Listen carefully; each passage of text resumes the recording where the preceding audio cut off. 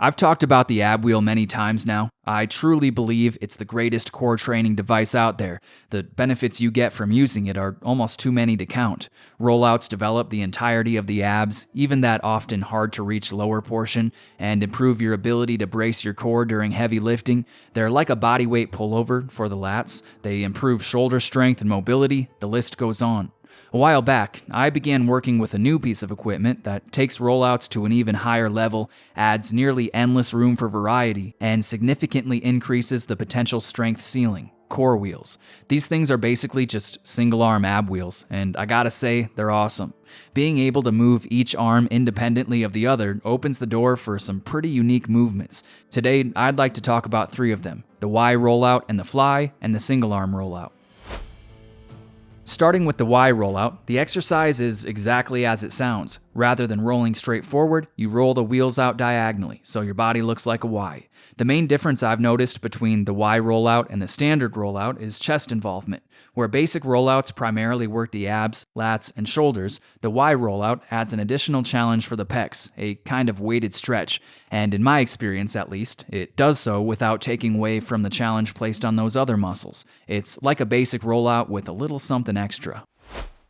The technique for the movement is pretty straightforward. Begin with your hands near each other, wheels in a slightly diagonal position, pointed out towards the sides. Take a deep breath and brace your abs like you would when doing any kind of heavy lifting, and roll out, flexing your glutes when you're able. On the way down, I've found it helps to focus on my chest and abs, feeling that stretch, and when I reach the end position and go to reverse the motion, I'll switch my focus to my lats and think about actively pulling the wheels back towards me. Aside from just increasing volume with the basic kneeling version, which is what I've been doing myself for the most part with calisthenic circuits, I believe there are two main ways you can scale the exercise over time. The first and most obvious is working towards the full standing Y rollout.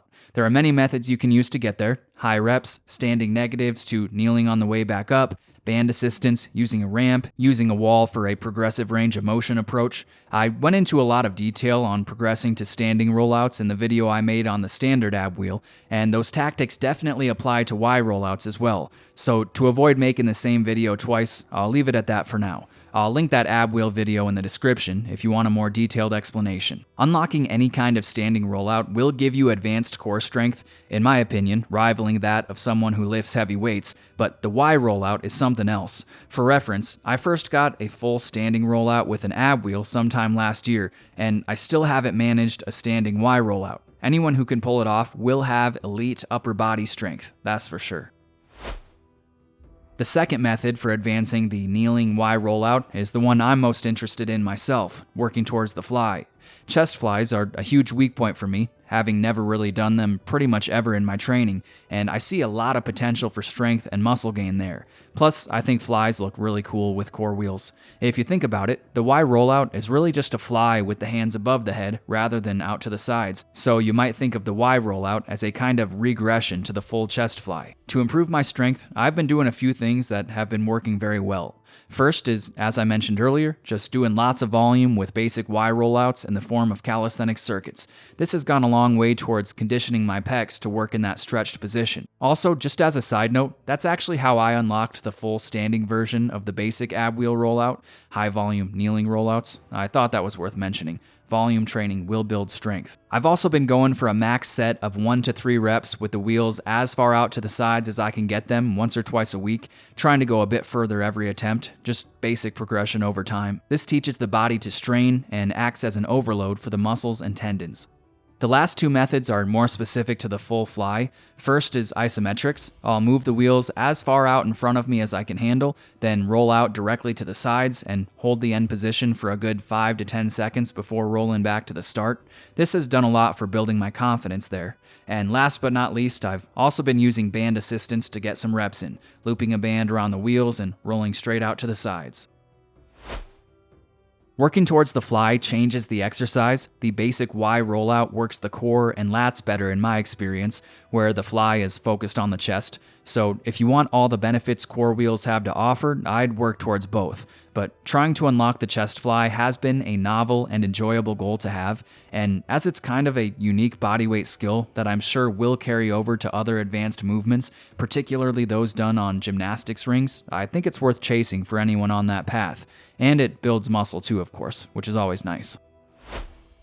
The other movement I want to talk about is the single arm rollout. Now we're getting into some real advanced territory. Said plainly, these are hard, and I still can't do them without assistance, even from a kneeling position. In addition to building the abs top to bottom, the lats, chest and shoulders, improving coordination, and teaching the entire torso to work as one in a way I haven't seen replicated anywhere else, I think it's possible this may be the best exercise of all time for getting shredded obliques and those fish gills, aka the serratus anterior. That's pretty significant, especially for anyone who lifts sandbags. Aside from looking awesome, developing those muscles will dramatically improve your lifting abilities. Starting with the obliques, what are they good for? Well, lots of things, but mainly they assist in stabilizing the core and help to prevent movement of the torso. They can also improve balance and coordination, making you less likely to fall over.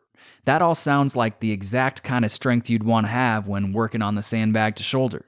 With the sandbag off center on your chest, or all the way up on your shoulder, you're constantly pulled to the side. Strong obliques will help keep you upright. How about the serratus? In addition to just looking aesthetic when developed, there are lots of cool things the muscle does. I want to focus on one aspect though, improved breathing.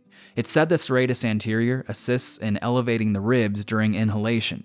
Now, I don't know about you, but I find breathing with a sandbag held against my chest very challenging, and it often feels like once I breathe out too far during a carry, for example, it's tough to expand my rib cage again. Perhaps training a muscle that assists in that will improve a person's ability to breathe during sandbag exercises. Just something to think about. Every time I do the single arm rollout, everything on the front side of my body and on the sides gets sore from my upper chest all the way down to my waist. Whether soreness is an indicator of growth or not, I'd say that's a pretty good sign the exercise is doing something. So how do you do it? Well, first, like I said, I can't do the full one-arm rollout yet, but there are two variations I've found effective for increasing my strength. The first is possibly my favorite core wheels exercise of all time, the Archer Rollout. You can think of this like you would an Archer push-up or an Archer pull-up. One arm does most of the work, while the other is off to the side, offering some assistance. The starting position with this exercise may feel a bit strange at first, but it makes sense once you get going. Let's say you want to do the rollout with your right arm. First, place the wheel on your right side next to your knees, facing forward or at a very slight angle to the side. Then place your left wheel a foot or so in front of the right, facing directly to the side. Initiate the movement by rolling your left wheel to the left and your right wheel forward. As you do this, try to place as much of your weight on the right wheel as you can, only using as much assistance from the left as is needed. I found keeping a slight bend in the left elbow makes things a bit easier. Once you reach the end position, like with the Y rollout, think about pulling the right wheel back with your lat, while at the same time rolling the left wheel back to the starting position using your chest like you would during a chest fly. As always, be sure to keep that solid brace in your core during the entire movement. I like this one in particular because it's like a pullover and a fly together, letting you get some indirect work for the fly while also building that single arm strength. It also takes some coordination to do correctly, which makes it feel more like a skill than an exercise. Skills are always fun. The second variation I like to use is band-assisted one-arm rollouts. There are two ways you can do it, though one is far superior in my opinion. First, if you don't have access to something you can use as an anchor point, simply wrap one end of the band around your thigh and the other around the wheel. This can work if you're careful, though the band does have a tendency to slip, which makes for an uncomfortable situation. If you do have access to an anchor point, something like a power rack or a sturdy post of some kind, I recommend using that instead. Rather than around your leg, tie one end of the band to the post and wrap the other around the wheel. Using this technique, you can change how much band assistance you get based on where you position yourself in relation to the anchor point. Move further forward for extra assistance or further back for less. When doing the exercise, focus on keeping your core braced and do your best to keep your entire torso rigid and unyielding. With any kind of single arm movement, there's always that tendency to lean to the side. The point of the exercise is preventing that. Both the Archer Rollout and the band-assisted Single Arm Rollout are incredibly challenging. It will likely take everything you have to do just a few reps, and that's just from a kneeling position. Think about how much strength someone would need to do a full standing one-arm rollout. The thought of it is insane to me. Give these a try and you'll see what I mean. Like I said at the start of the video, the potential for gains with these core wheels is off the charts.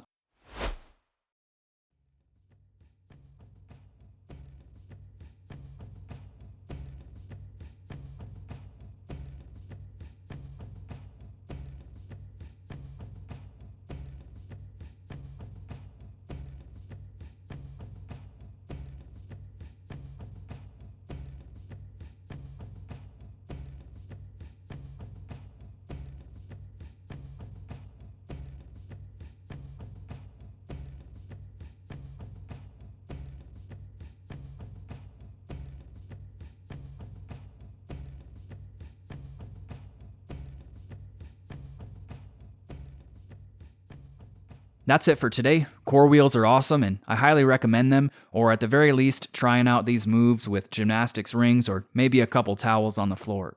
If you want to get a pair of these yourself, I should mention Core Wheels is a specific brand of single arm ab wheels, and at the time of making this video, they're out of stock everywhere. Not sure if they stopped making them or what.